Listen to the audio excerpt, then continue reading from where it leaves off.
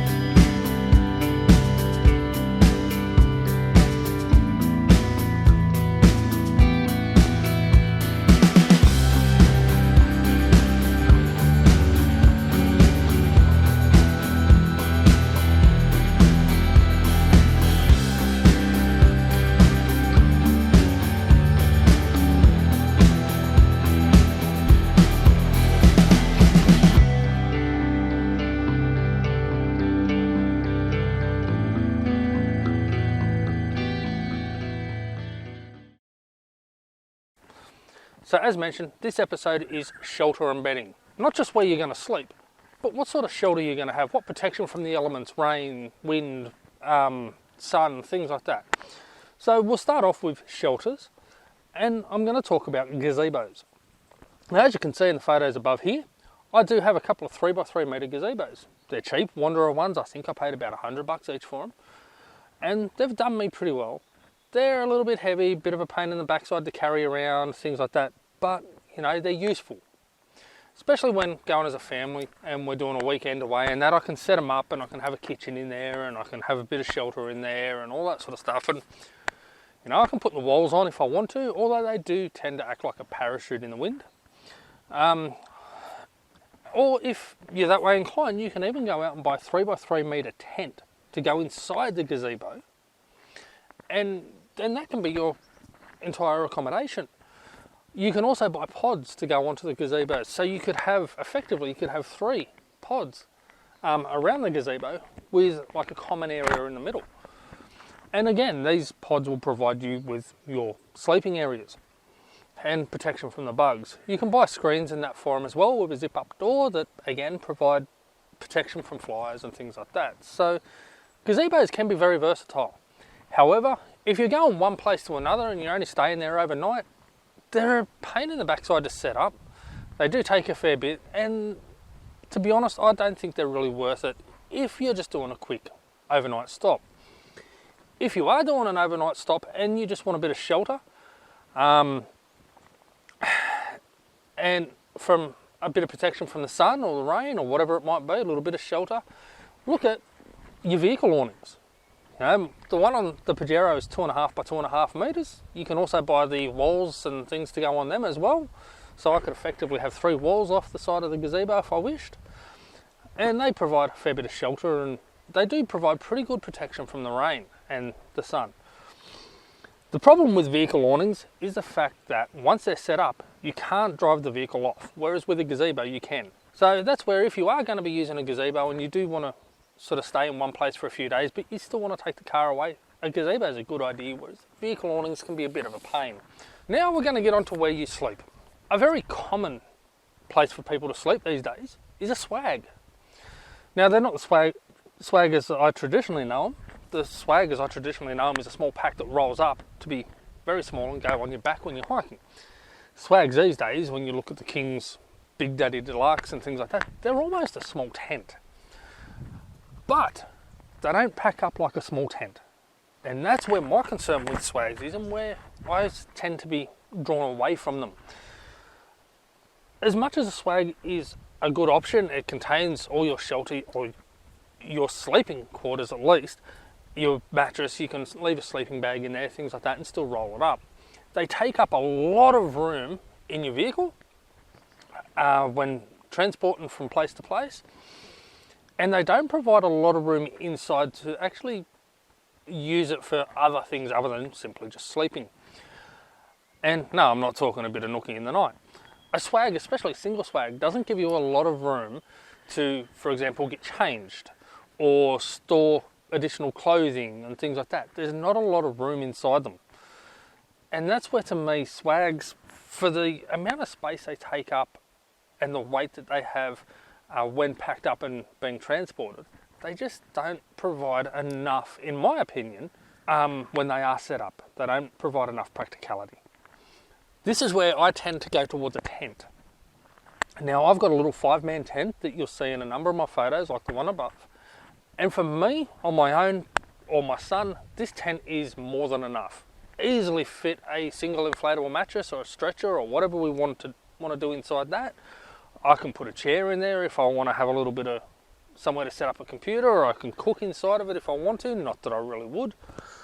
I can use the toilet. I can take my portable camp toilet, as you know I normally do take. I can put the toilet inside there. I can have privacy to do my business. I can have privacy to get changed, have a wash, all this sort of thing inside the little 5-man tent. I don't really have that option with a swag.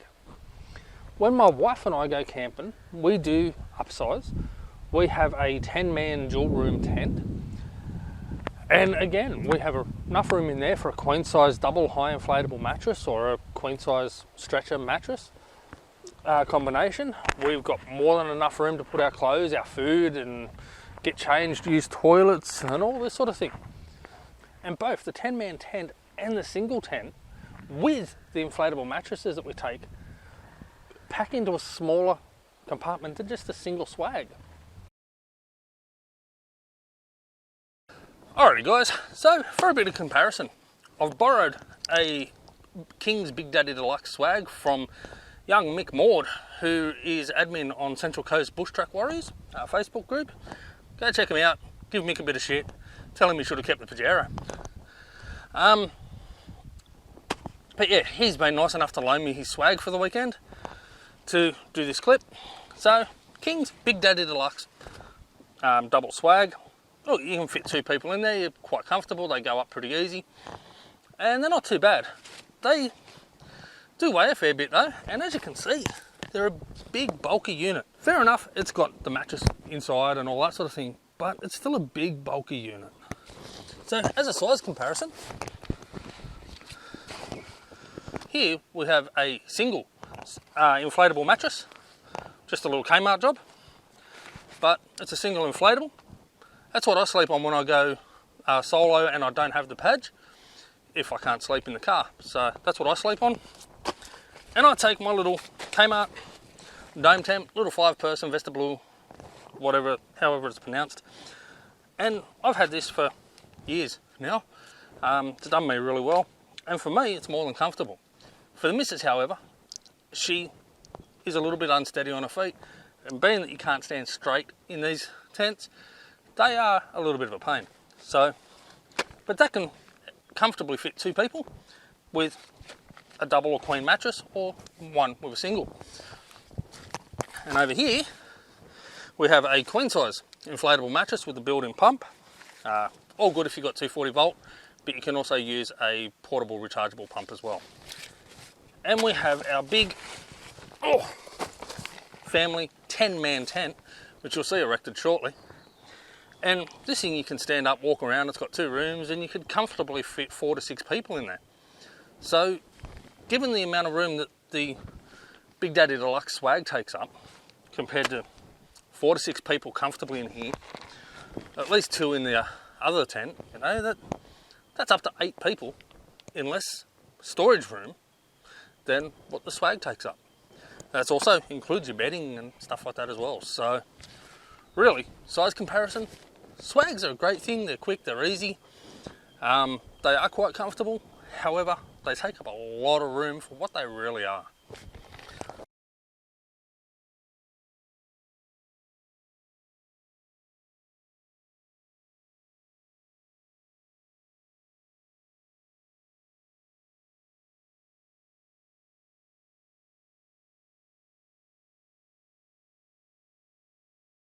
So look, swags are a really good option.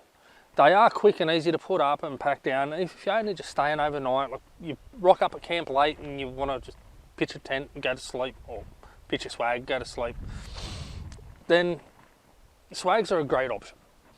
Tents do take a little bit more to put up. A lot of them aren't freestanding, but then again, neither are a lot of swags. You do need more tent pegs, poles, things like that. One other advantage I do find of a tent is if you get a dual skinned tent, which means it's got a fly screen or fly mesh style inside and then a waterproof outer layer. You get those and you normally don't get as much condensation in them either. And I hear a lot of people talking about condensation build up inside a swag. Well, if you've got a tent with a dual skin, you don't get that issue because they are more breathable. So there's my talk on that sort of bedding. Look, by all means, if you want to lug a caravan or a camper trailer around, you can have your nice big queen size or king size inner spring mattresses and all those luxuries.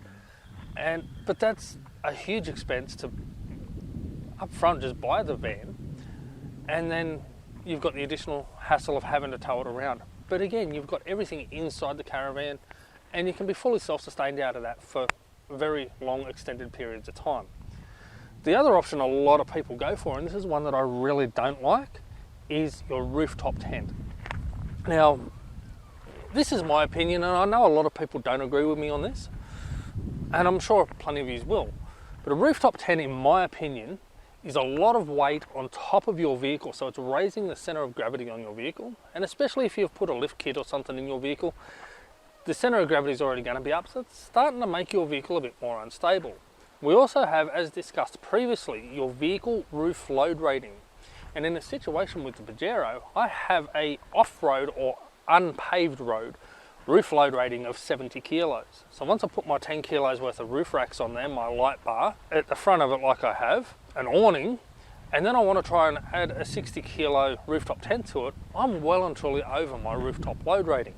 And this is a vehicle manufacturer's specification. It doesn't get exceeded or overruled by a roof rack manufacturer's specifications unless they are physically modifying the inside of your vehicle with additional bracing. So for a rooftop tent, in most instances, I don't believe they're worth it. Again, yes, there's a little bit of room to get changed in them. There's a little bit of room to put your storage in. They're quick and they're easy, they're convenient. But again, if you do want to move your vehicle around, well, you have to put the tent down, pack it all up. But for the size and the weight that they take up, I just really don't believe that they are worth the money and the investment and the hassle of having. So that's my opinion on rooftop tents. To put it simple, I just don't like it. Now for actual bedding. What about your mattresses? What are you going to sleep on? As many of you would already know, in the Pajero, I have a 4-inch thick foam mattress. Now I am looking at a self-inflating mattress. I'm considering one of those in the not too distant future because either my mattress is getting softer or my gut's getting bigger. I think it's the gut. And I'm starting to feel the draw system underneath. So being that I'm a side sleeper, I'm starting to feel a bit of pressure on the hips of a night and I'm not sleeping as well as I used to. So I am considering a self-inflating mattress or something over my foam mattress at the moment. But the foam mattress is still great. It's light, it's easy.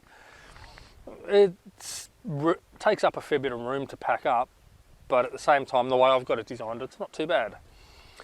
Inflatable mattresses, the standard cheap air mattresses. Everybody says that they're crap. Well, you know what? I use them. Me and my wife sleep on them. In fact, a couple of years ago when our bed broke on us, we slept on a double high queen size inflatable for probably about 3 months until we organised the new bed. And unfortunately, the extended use did cause issues with the mattress and it's no longer with us. But, you know, we slept on that for quite some time and it was quite comfortable. The standard air mattresses are still quite good quality and they're great value for money and they pack up very small. So if you're running around in a family car to do your touring and staying in caravan parks and that with a small tent or whatever it might be, an inflatable mattress takes up very little room, and that's something with a family car or a station wagon or even a little hatchback like what just drove past me here. That's where things like the inflatable mattresses really come into their own because they take up next to no room and they still provide you a good night's sleep. Look, by all means put a yoga mat or a ground sheet or something like that underneath them to help protect against punctures and look after them, but you know, they work just fine. I use a Kmart single inflatable mattress when I'm doing solo trips, and for me it works just fine when I'm staying in the tent, that is, and don't actually have the car. But otherwise, you know, I've got the foam mattress in the back of the car. Now we'll go back onto the self-inflating mattress side of things. Self-inflating mattresses are a great option. They do take up less room than what a standard foam mattress like mine will, or the foam mattresses like what you'd get in a swag or something. They'll take up a bit less room than what they are.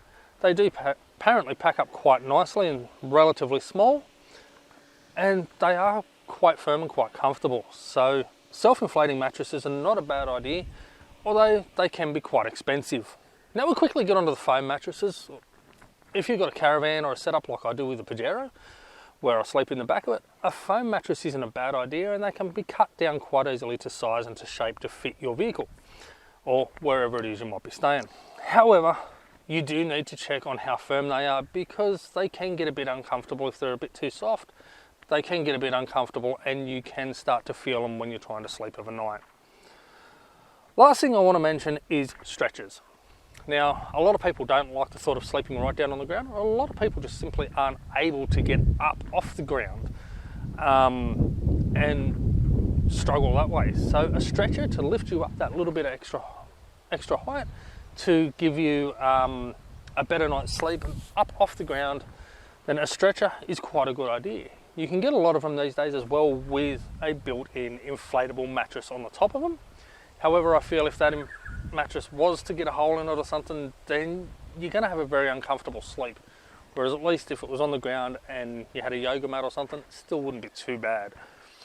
But a stretcher with a standard material underneath it and a self-inflating mattress or a small inflatable mattress, they're really comfortable, makes it a lot easier to get up and out and move around. So, and get out the following day.